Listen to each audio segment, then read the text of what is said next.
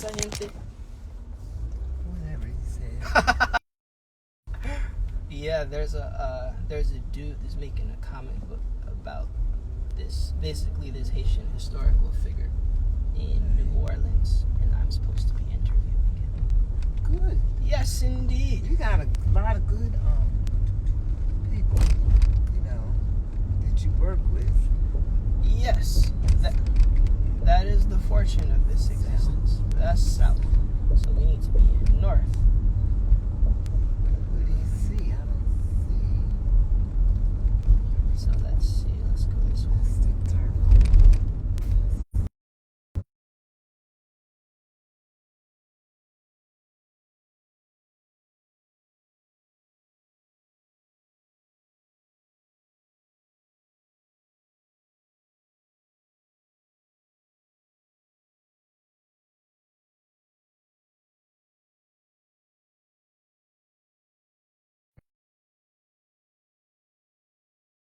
Sense on the inside, where it doesn't make sense on the inside, but it makes sense on the outside.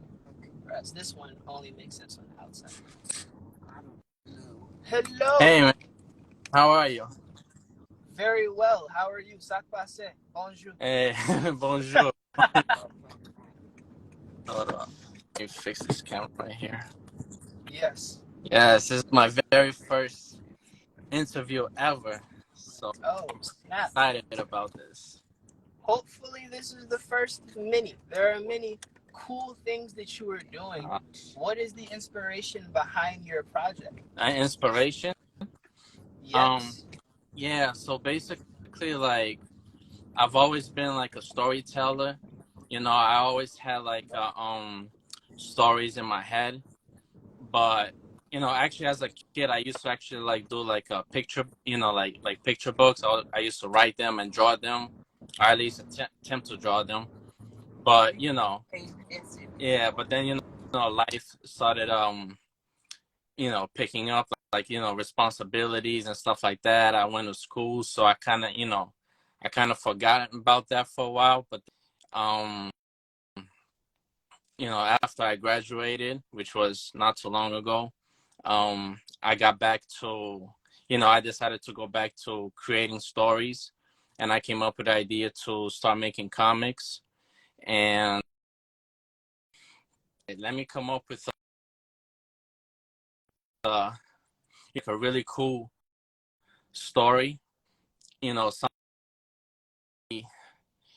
put out one day. I just like snapped the idea where I decided to, do a story about a revolution against vampires, and that where Toussaint Louverture, the leader of the Haitian Revolution, is brought back to life to lead this revolution.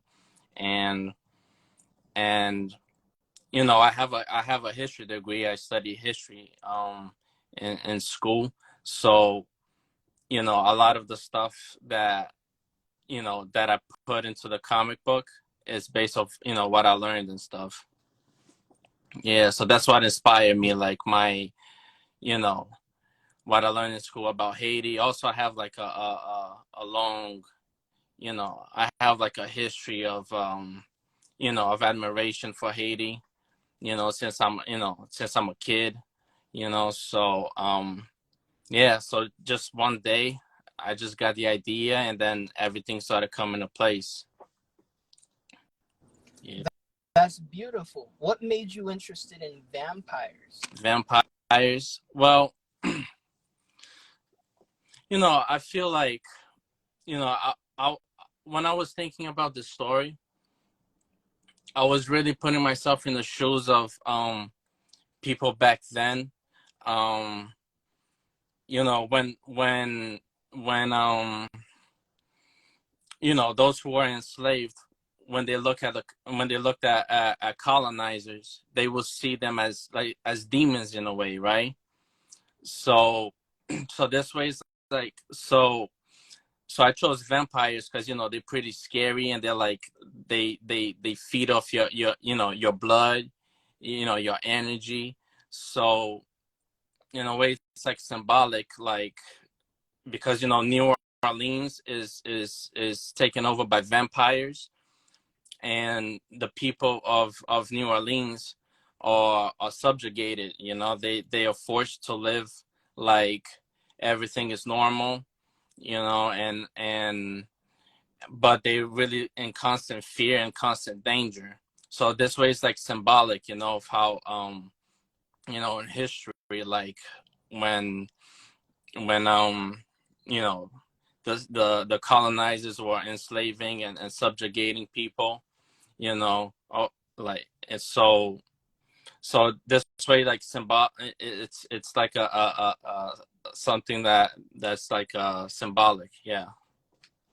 If you know what I mean. I do. That's how monsters come into being and how they get introduced to culture.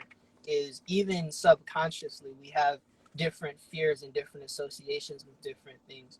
And what our minds conjure up when we're little, when we think that there's monsters in the closet or whatever, Yeah. The attributes that those monsters have are things that exist generally in nature that might pose a threat to us, and we're trying to figure out what that threat might look like when we're trying to explain it to people. But mostly when a child is trying to explain what the danger looks like, it has attributes of things that pose a physical threat to them as they feel the existential threat of whatever they're afraid of. So their fear of like a giant toothed monster might actually be their feeling of anxiety, but they feel like that feeling of anxiety can only come from such a monster. Yeah, yeah, definitely.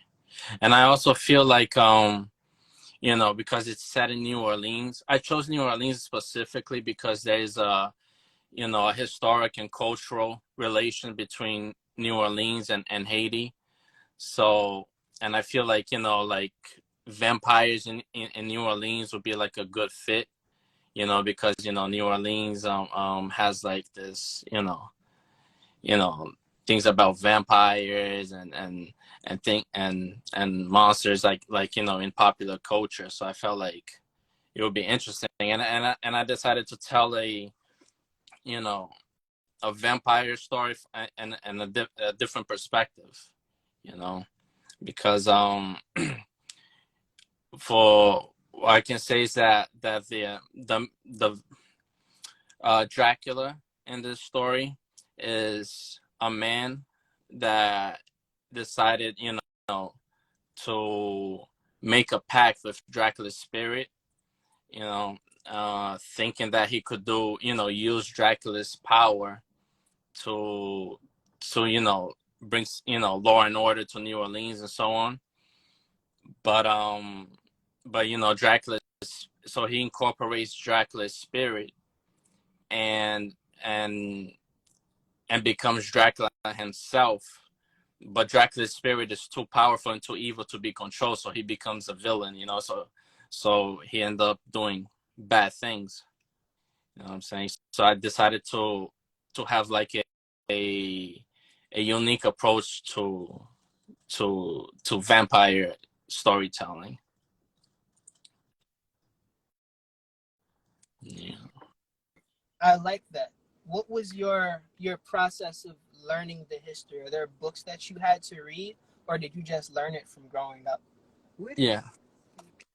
Yeah. Well, it's been like a lifelong lesson, I would say. Um, I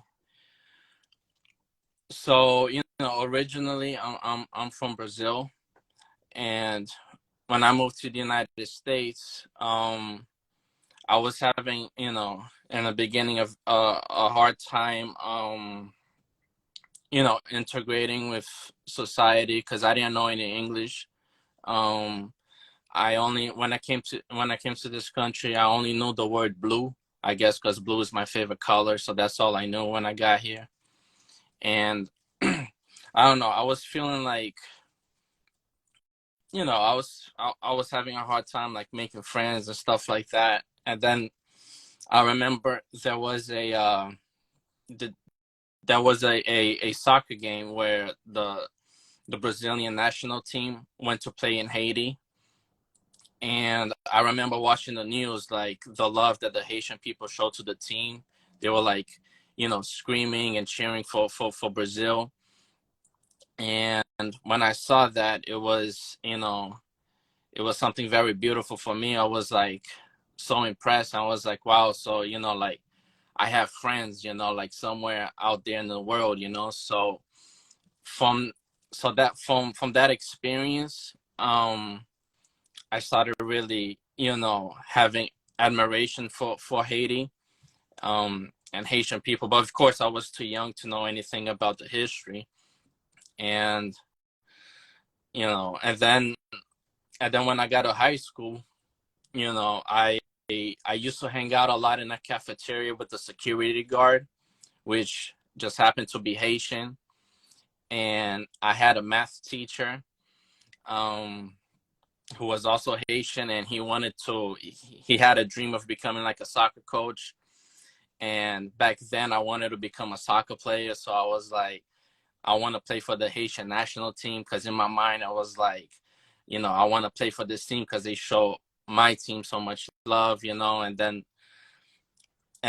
when I got to college, I started learning a bit more about the history. I became impressed to know that Haiti was the first Black republic, the first nation to abolish slavery, and and I was like, wow, I was so impressed, because one of the reasons why I decided to major in history in college was because I always loved history, but I was always very skeptical because, I remember like in public school, I was always learning like the same stuff, how, the founding fathers and, you know, America fought for freedom in the War of Independence, the War of 1812, World War One, World War Two, and like 100 other wars.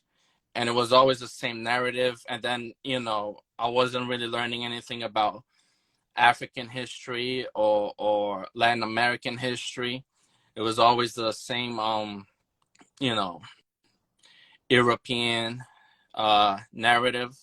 So when I decided to, let me make the most out of college and learn something, new. So I focused when I studied history, I focused more on Afro-Brazilian history, like, capoeira and things like that.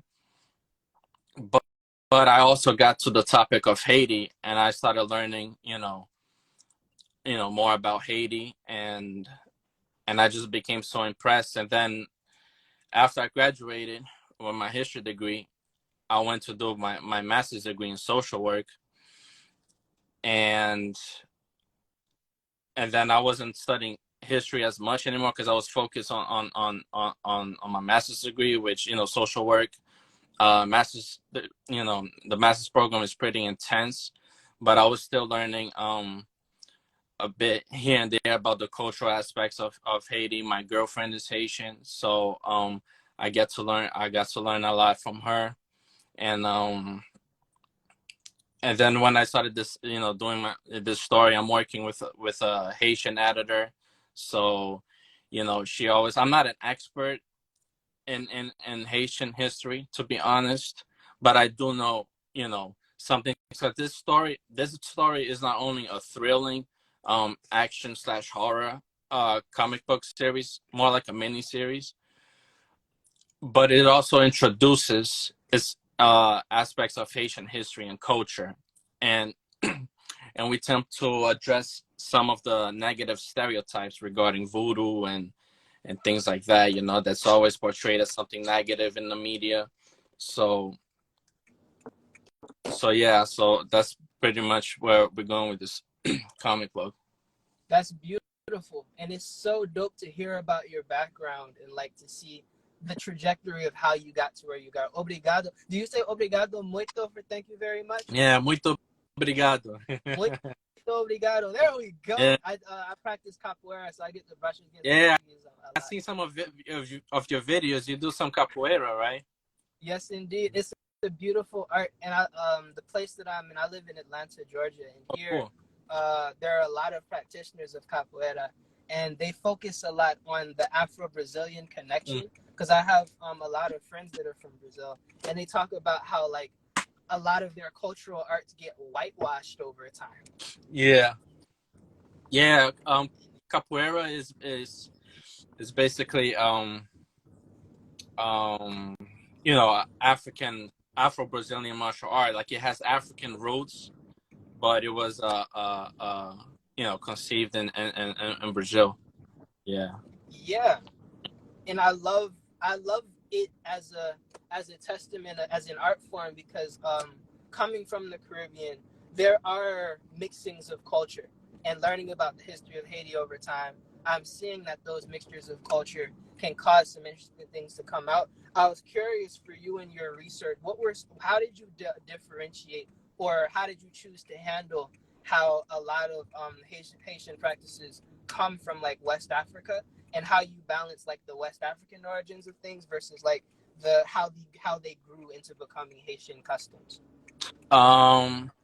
Well, in my comic, I do like yeah. There's definitely there's a lot of similarities between African culture, cultural aspects to Haitian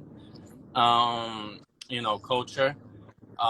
Like you can definitely see like in the food, or just the way people like interact. Um, in my comic book, I do I focus. One thing that I find very interesting is the connection, the spiritual connection, like with voodoo. For example, it has like its roots in Benin, and for me, it was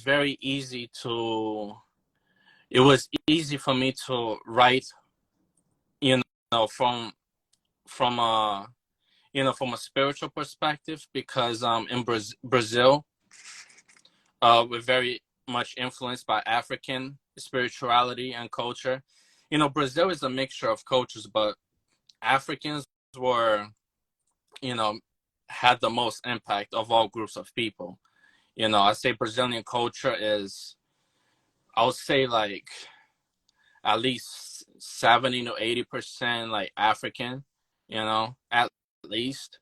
So, and for me, because of my I have like certain spiritual beliefs that are very similar, and I've always been a bit frustrated in a way, because you know people also always say, oh, that's like devil worship, oh, that's negative, oh, you're going to hell, or these spirits are evil, that's the devil. So, you know same thing whenever you negative, dark and spooky, you know and I mean, for some stories that's okay, that's cool, but the problem is when the narrative is too repetitive, so that's all you think about. So based on stuff that I experienced, that I personally believe in, I was able to really connect. I was really able to connect with the voodoo aspect. Like, for example, the voodoo priestess, Madame Marie, who is one of the main characters in the story, who she performs a ritual that brings back Toussaint Louverture, back to life. And you see, like, instead of having like dressing up all like like dark, and having like this portrayal, she wears all white. If you look at voodoo rituals, they're usually like very colorful, and they're dancing and they're happy, so I wanted to bring some of that. So, and voodoo, it was also very important for the Haitian Revolution. It all started with voodoo in a way. So it so I reflect in the story in a way, because you know, New Orleans is oppressed by vampires and so on, and is a voodoo priestess who performs a ritual and brings her son, which is supposed, you know, to lead a revolution. So she brings like hope and and inspiration, you know, when all hope seemed lost, when, you know, New Orleans in this scenario is overtaken by chaos and darkness. So I wanted to bring, you know, this different approach to, to to this, you know, something more positive. I think that's beautiful. And I also like how with your story it takes place, does it take place in the current timeline, because it seems it's modern. Yeah, it's modern. I start the story out with a few years with a few years um um prior to the modern events, basically just showing how, you know, giving a glimpse of the pact between this mysterious guy and Dracula's spirit. And then, you know, I show how, you know, he created his army and took over New Orleans, and then it jumps to the present time, and then the present time is the ritual, and then we take it from there.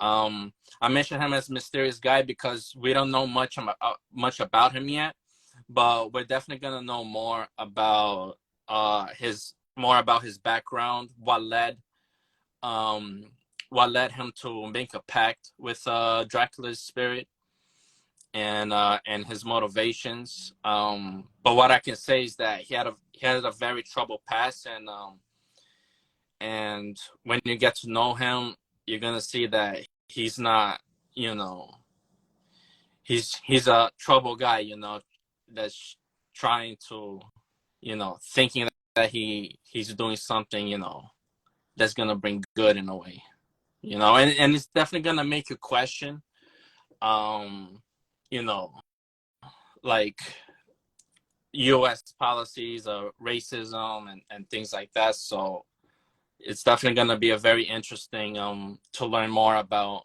this character. But that's later on in the series. The first issue, which, you know, I'm currently working on now, and I plan on, you know, on having on Kickstarter soon, is going to be a really good introduction to the series, and it's gonna be, you know, introduction to Haitian history, the importance of the revolution. It's gonna be a lot of exciting fight scenes, you know, and I can even tell you some other inspirations that I had besides history for this story. um, and yeah, it's gonna be a very, very interesting introduction to the whole rep. I like that a lot. Mm-hmm. Huh. Yeah. For you, what do you think makes like a good villain as a writer? What should writers focus on when they're making a compelling villain that their story is going to be centered on or have a heavy part in? Yeah, I think like what makes a perfect villain or a really good villain is one that is not one that's just pure evil, just woke up one day and just decided to be evil. I like, you know, I think it's important the background, what led him or her to become, you know, a villain. What you know, what were their life experience, and what are their motives? Are they really evil, or are they actually trying to do good, but just the way that they do it, it makes them evil? And also looking at a perspective that, you know, this character can be a villain to you, but maybe a good to somebody else. So I really like to make, you know, I like, you know, making readers having a mixed emotion in a way, you know, like, yeah, oh, this guy, but at the same time not. Oh, so this is what led, you know. Like, I don't know, I watched that movie Joker, you know, and that movie is amazing because it just, you know, when I watched it, I was so amazed because I was like, you get to see his background story and what led him, and you saw that he wasn't like, he didn't just wake up and then just evil. You know, he was very troubled and went through a lot, and it just kept being beat on over and over again by society, and it just led him to, you know, to reach the breaking point. So, you know, I feel like stories like that really really makes, you know, a good villain. It's one that is not just A, B. You know, it's a mixture of things. You know? I agree. One of my favorite movies ever is Kill Bill 2. And the reason it's 2 and not 1 is because you get to see Bill. And Bill is technically the villain, but he's my favorite character in the whole movie. Because his perspective of the main character is completely different than my initial perspective of her. And he challenges the audience's perspective of who the main character is and what her motivations are and why she's doing what she's doing. And I love it when the villain's perspective is clearly laid out to the point that it even challenges me as the viewer. Yeah, you start out like saying, "Oh, this person is bad," but then you start to know more about them. You're like, "Oh," I mean, you start to question. Yeah, so this is like a similar approach that I'm having, you know, with this comic book. Yeah. That's dope. Yeah. Are there any what comics do you like the most, and for what reasons? Well, to be honest, I'm fairly new to comics. You know,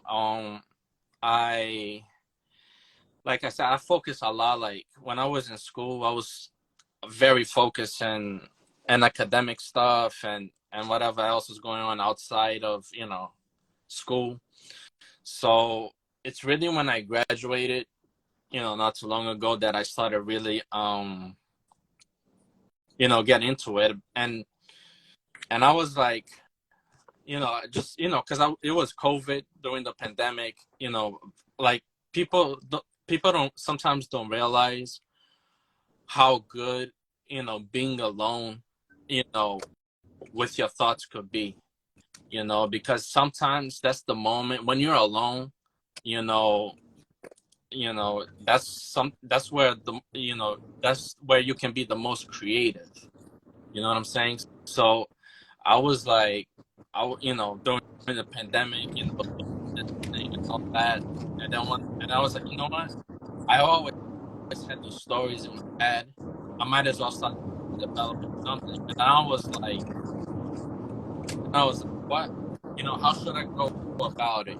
At first, I was thinking, you know, because I'm used to writing like academic papers, so I was thinking, oh, maybe I'll write like a regular book. But then I don't know if that's really like my thing.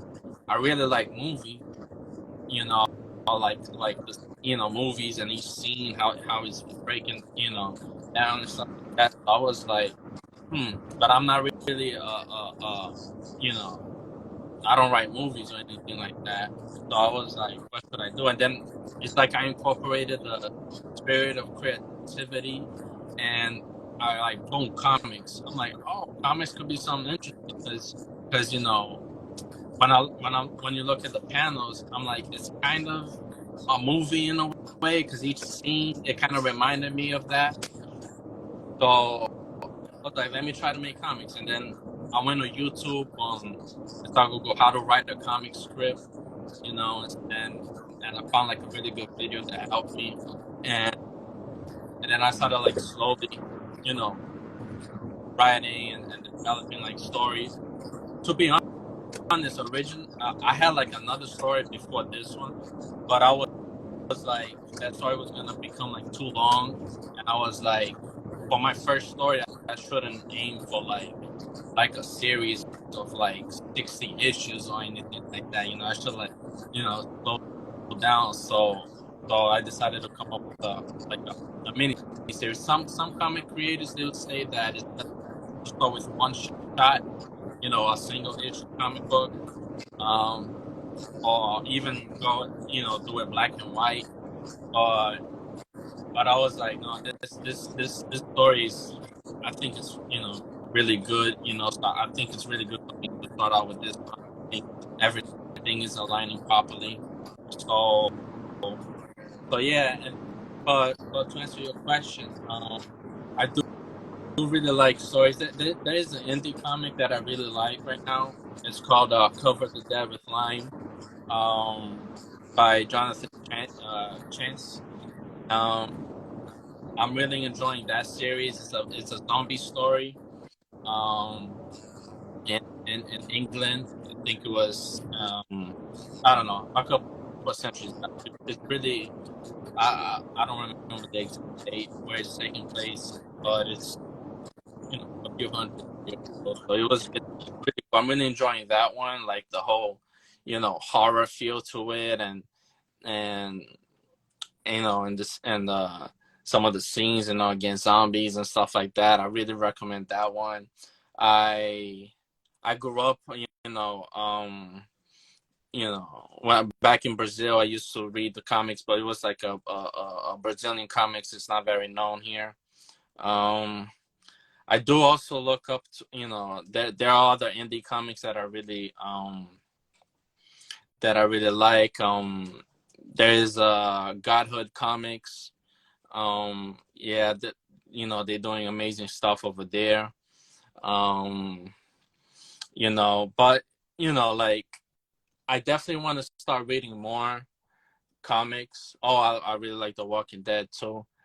But I feel like I'm like catching up to comics.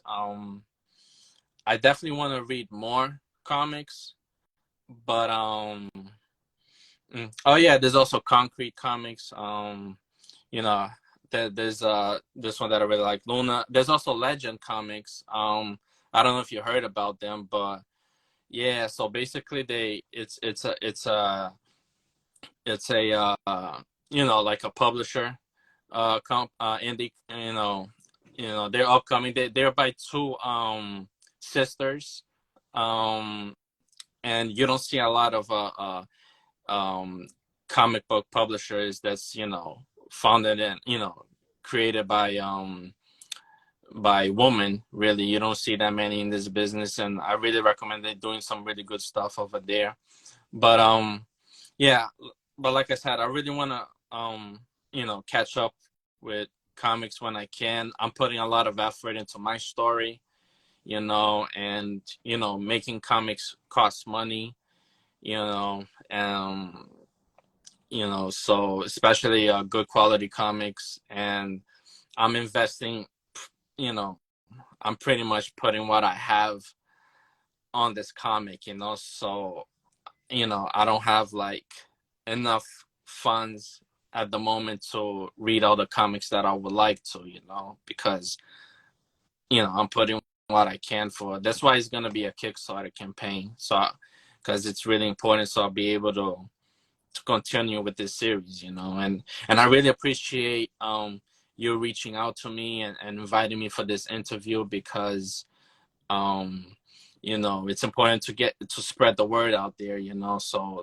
so people know and people can show support, because this is a comic book, it's a story that hasn't been told in this way before, and it's it's it just brings so many different, it brings so many things together, like introducing people to Haitian history and culture, that they might not be too familiar about. People who like horror, vampires, action scene, fight scenes and stuff, that you really really like this comic. So yeah, so I appreciate it. One thing that I'm because I live here in New York, like in Brooklyn. One thing I plan on doing is when the campaign is on, I plan on creating some flyers and distributing the subway, because why not? I gotta get it out there, So um Yes, indeed. And there's the reason why I like this section of the of existence so much, in terms of our people creating comic books and telling the stories that need to be told, and telling the stories of our people all over the place, be them indigenous, be them from Africa, be them from places in Southeast Asia. There are only recently, as the world has gotten connected by the internet, are people able to learn that a lot of the experiences of the people people are the same all across the world, or similar all across the world, and that we have more alike than we have different, and that it's cool to base things on Norse and Greek and Roman mythology, but everywhere in the world has a culture that has stories that are thousands of years old. And over the course of thousands of years, you can trace how the stories got there and what they became and what they inspired. And comic book creators, more so even than novelists, because they have the visual component, comic creators have the ability to create new mythology. There's a writer named Grant Morrison who talks about how basically superheroes are like our lowercase g gods in the way that they represent something, and there's something for a lot of people to be inspired by and aspire to. And you see the Superman symbol and you can think strength, or you can see the Batman symbol and think prep time. You can see the Image comic symbol and think entrepreneurial artistry, and those symbols mean things to people. So as a comic creator, you get to create things that mean things to people, and by telling stories that haven't been told, you write your name in history, because you become the first person or one of the first people to tell stories in a manner they haven't been told before, that people have needed for decades, if not hundreds of years by now. It's very good work. Yeah, definitely. I definitely feel like like things are like you're starting to see more comics out there that's based on people of color, things like that. But there's still a lot to catch up to. You usually it's been a very one narrative. Again, there's always a like I want to try to do something new. Like that's the thing about me. I never since I'm a kid, I never liked that one narrative. Even when I was a kid, like I mentioned, back in school when and studying history in public school is always the same narrative. Like in elementary school, it was always like U.S. history, founding fathers fight for freedom in 1,000 wars. And then in middle school, repeat, and in high school, repeat. And it's always like the same narrative over and over again. And that same narrative, like I'll give you, example like the Black Panther Party. It was always, I grew up listening that they were terrorists and stuff like that. And then when I started doing the actual research, that's not what they were. It's far from it, So, yeah, it's just I feel like I definitely want to be part of this movement, telling stories in a in a different way. And I feel like it's also important for people to see themselves as superheroes, because if all superheroes, all good guys are just one particular group of people, you start associating that people with good and everybody else is bad. You know what I'm trying to say? So yeah, it's definitely important. And I'll tell you, like, I'll like this story, because I'm creating like a whole universe in my head. Like this story is meant to pave the way to that. And most of my stories are based on like an origin, America. But I always have a unique Brazilian perspective that people here in the United States might not be too familiar with, but I think that they would really like. Even the story, like I said, like even though it's about a revolution against vampires in New Orleans with references to Haitian history and culture, I do put like a little bit of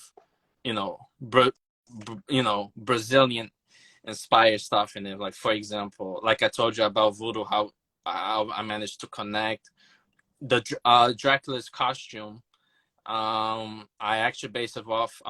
There is like a spirit, called Ishu, which is from the religion of Umbanda, and like they're not like a bad spirit, but they deal with like heavy spiritual work, and they always had like this kind of a spooky a little like kind of spooky outfit, like the cape and the hat, so I use that to to inspire my tracks, to give like a new, like a different perspective. I make sure that he doesn't have his shirt, so you get to see the carry some of his scars, bullet wounds. So so you start having an idea like, who is this guy, So yeah, so I'm definitely like going to what you said, trying to create like new stories. And I feel like and I feel like you know not a Toussaint Louverture, the Haitian Revolution is definitely something that people should know more about, and just the importance of Haiti in general, because whenever people watch the news, once again, always the same narrative. It's negative earthquakes, I don't know, some disaster, some of violence, but nobody's looking from a different perspective, like what have they done in history? They were the first Black republic, the first country to abolish slavery. They inspired revolutions in Latin America and all over the world. Simon Bolivar was successful thanks to Haiti. He was a great, freedom fight, freedom fighter in Latin America. If you look at the flag, like the Colombian flag, the Venezuelan flag, Ecuadorian flag, they have like the blue and the red, which is inspired by Haiti. A lot of people don't look at these things, and when you look at the some of the negative things from today, people are also not asking, why is that? Like, what happened? Like, can you just imagine? You live in a world. Okay, look, it's the early 1800s, right? There's still slavery. The world is basically owned by Europe and America, which was ruled white supremacists. So can you just imagine a tiny country in the Caribbean has such a big impact? What do you think Europe and America would do to that country to punish it? Nobody really thinks that way. And how, people say, oh, that's history, that's the past. Well, the present, the past determines the present. It's not just like right now, you're in a car, right? It's not just like you just happen to be in a car. Like, there's been like, you probably, you had to go, there were certain events to lead you to having that car. So right now, you having that car is a result of past events, So these are definitely things to consider, I guess. I definitely agree. There, three years ago now, I was having a conversation with one of my friends, and I ended up that year meeting a lot of Haitians. Just that's the way that life worked out. And the more of them that I met, the more I was interested in why they felt so strongly about their culture and their history, and how they were all able to articulate their relationship to Haiti so well. Because my great grandfather was born in Haiti, Oh, cool. and then his daughter was born in the Bahamas, and then her son was born in Minnesota. And I didn't learn anything about being Haitian. I was told that I was African, and I was brought into like an Afrocentric American culture when I was younger, where they amalgamate all these different African practices to make up for the fact that a lot of culture was stripped of us during the last 400 years of existence. And when I found out that like I was Haitian and started studying it more and talking to Haitians about it, I learned that the history is not cut and dry. I thought that it was very simple. Where I was like, yeah, the Haitians didn't want to be slaves no more, so they fought the French and they were free. But there's so much more that goes into it. Like you were saying, there's so many different components that cause things to happen. And the story's never over when it's your history, because things keep happening, and things keep happening because things have happened, and there's that cycle at play. And as writers, we get to show people different perspectives as we're telling our stories, and we get to let our message shine inside of that story, and our mastery is shown by our ability to depict those different perspectives in a way that in ways that people can enjoy. Which is why I love the way that you combine the modern inspiration and the classical inspiration, and how focused you are on portraying the culture authentically while still giving yourself creative license to express yourself as a creator. And I'm really, really impressed by the development of your project. So I wish you the best. What's your name? Oh, my name is Marcus V. Jardine. Yeah, that's my name. But you can just say Marcus. Just call me Marcus. Nice to meet you, Mark. I am Name Lee. too, by the way. What is your name? Lee. Oh, Lee. Okay. Yes. Yeah. Nice to meet Nice to you. meet you. Yeah, I seen like I seen like some of your some of your martial arts video. I was like intrigued. Like you got so many styles going on. I saw karate, I saw kung fu, I saw capoeira. I'm like, wow, that's pretty dope, man. Thank you. Yeah, anything that I like, anything that that catches my interest, I like fixate on it, and I try to understand why it is the way that it is and why it appeals to me. And over the last 3 years, initially, I was talking to one of my friends, and I was like, "If you could have an anime, what would it be?" And she was like, "I want an anime about a girl that goes to Haiti." And I was like, "I'm gonna make it because I'm your friend." And then I learned I am not a girl, and I am not Haitian, and I can't encapsulate her experience. So I can't tell that story, especially because at the time I didn't understand any history at all. But I was intrigued by all the things that I said before, like intrigued by the culture and stuff, and started studying it. So now 3 years later, having an understanding of like having enough of an understanding to not be incredible violation in telling stories.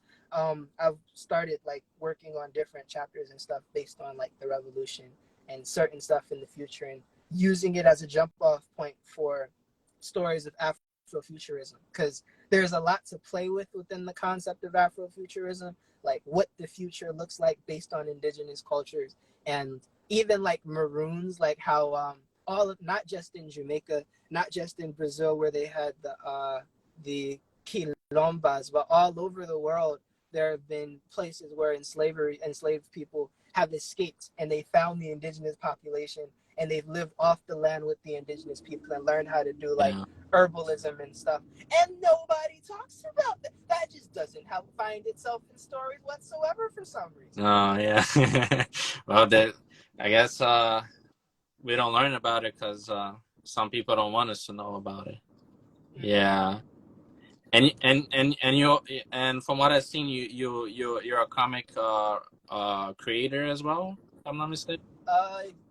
Yeah, primarily I draw, but I've been learning to write for the past 3 years, and yeah, I now have the first chapter of the Haiti comic is actually done. I'm scared to let people read it because I can write and draw and edit and color and stuff. So like I don't need a team to do stuff. Editors, I guess. I have editors. One of my friends, she's incredibly knowledgeable, and she's Haitian, and she helps me with making sure that everything is lined up properly.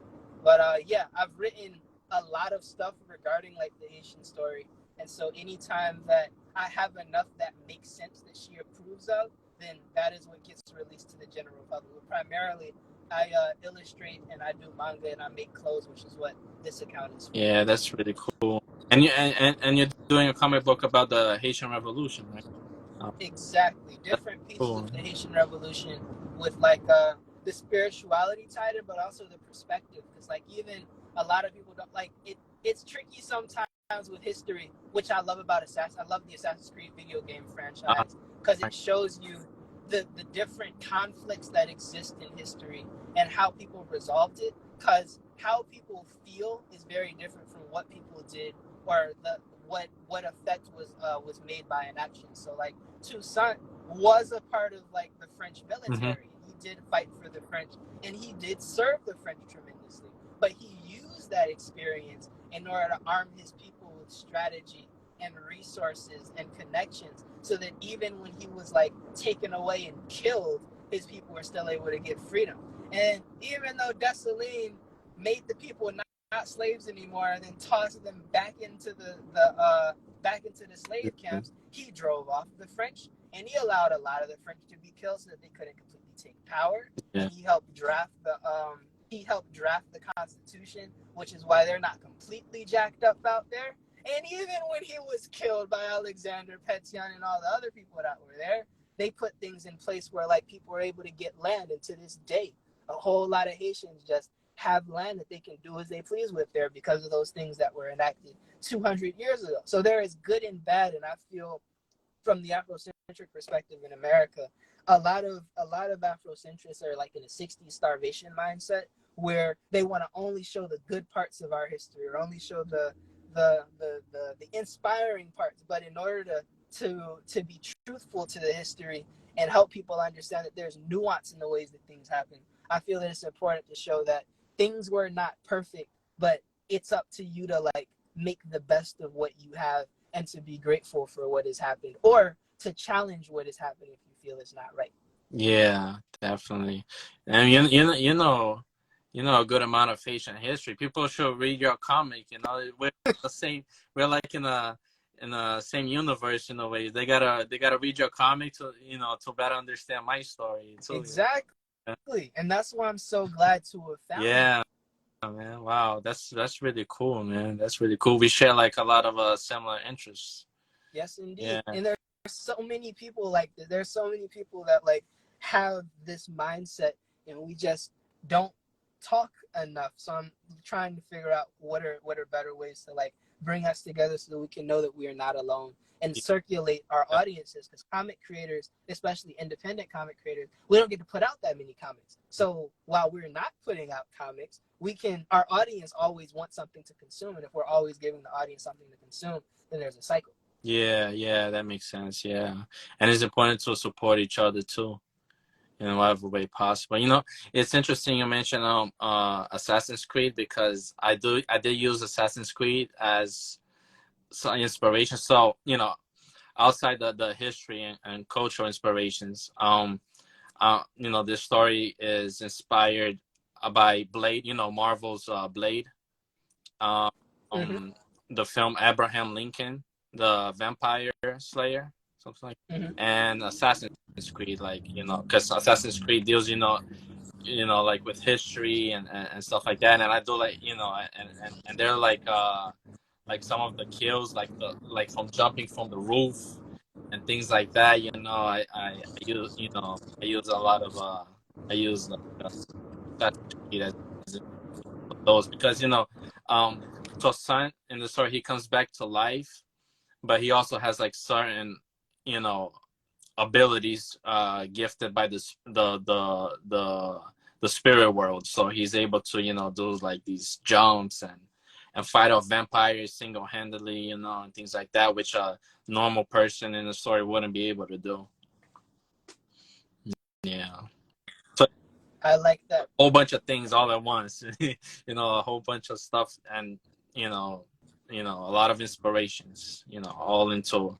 So if somebody's into the Abraham Lincoln Vampire Slayer film, or Marvel's Blade, or Assassin's Creed, if people are into that, plus the vampires and the history and Haiti and all that, it's all into one.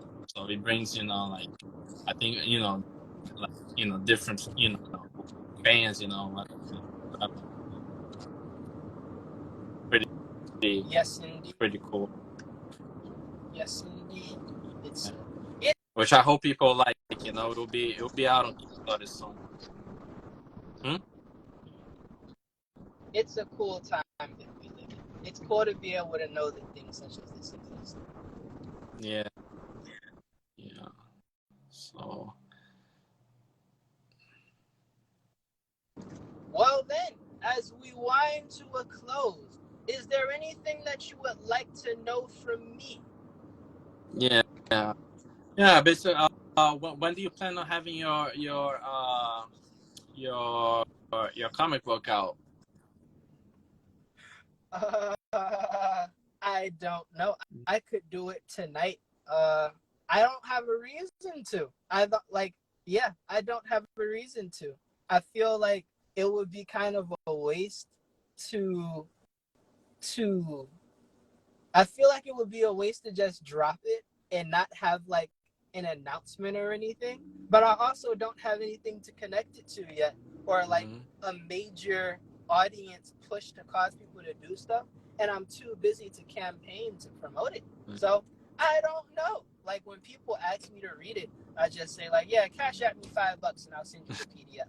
But I don't have like a grand rollout because since I can like do everything, there's no stakes of like me having to do something to make sure that it's like shown to people or anything. It just exists. Even like there's like 100-page script that exists, and if somebody wants to read it, it's like, yeah, here's the sign this NDA, and here's a 100-page script. Go for it. Fulfill your curiosity. So yeah, I don't have anything writing on it for it to have to be out. It would well, yeah. When people ask for it, they have it. But I feel that if I did like a major move with a company, or if I like had a giant influx of like audience or something, then I'd be like, yeah, because y'all have come in these mass numbers and there is guaranteed success, here is the comic. But that hasn't happened. That's one of the only downsides sometimes to like having everything that's needed, because you can take it for granted. So I take having the project for granted because I know that I can always make it better, and I'm scared to put something that's not perfect into the world. So I have not put it into the world. Doesn't have to be perfect. You know? Just get it out there, you know, and always and be confident. You know, but like you just gotta be your number one supporter. You know, so just get it out there, and like if you and your comic book does well, you can pitch it to publish. That's how you would like to go to. You know. That is very true. A lot of people want to retain as much autonomy over their projects as possible. But it would actually be kind of cool to like have a publisher that can sustain it, so that I can keep putting it out, and then making my book can just be my job. That would be cool. And the good thing is that you draw as well. I wish I could draw, but the best I could do is like stick figures, to be honest. It comes. There's like, I can't draw in the comic style. I've always been like into anime and manga and stuff. Yeah. So it took time. Even like the way that the Haiti comic is drawn is not the way that I normally draw. It's more cartoonish and slightly more comic-y. Right. Like the way that Invincible is, where Invincible is like more cartoony as opposed to being like something from like Todd McFarlane or Jim Lee. But different. That's what I love about the modern age of comics, is that a comic can really look however you want it to look. My favorite comic is Deadly Class, and Deadly Class is like, it has like an 80s rock aesthetic as opposed to like looking like a classical comic book. So there are no rules anymore, and I really like that. Yeah. The freedom of creating whatever desires to be created. Yeah, we definitely live in a very interesting time for comic creating. Yeah, I enjoy it tremendously. Yeah. Is there anything that you wish for the people to know about you or your project or your motivations, or even what you would like to see in the landscape from other creators, or what you would like to see content creators making more? Yeah, so I would like content creators to create more stories. I'll try to break some of the stereotypes of the one narrative. Do something different. More representation. Representation matters, and I would like to tell people, please follow my page, mvj.comics, and stay tuned for my upcoming story. Once again, it's a action/horror comic book series, with references to Haiti, the Haitian history and culture, and it's about a revolution against vampires. Yeah, so Toussaint Louverture, The Battle for New Orleans, is coming soon on Kickstarter, so please stay tuned. And once again, mvj.com. It's M as a Marcus, V Victor, and J as a J Comics. So yeah, to San Salvatore, the battle for New Orleans. Greatness. To send it over to the Battle for New Orleans, MVJ.comics. Yeah.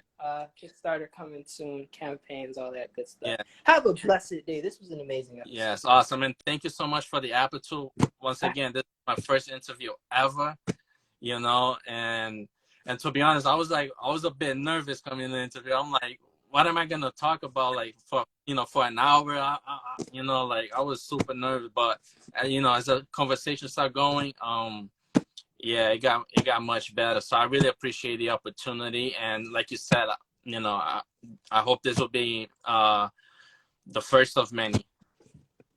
Yes, indeed. Lord willing, it will be. Have a blessed day. Yes, you too. Take care. Peace.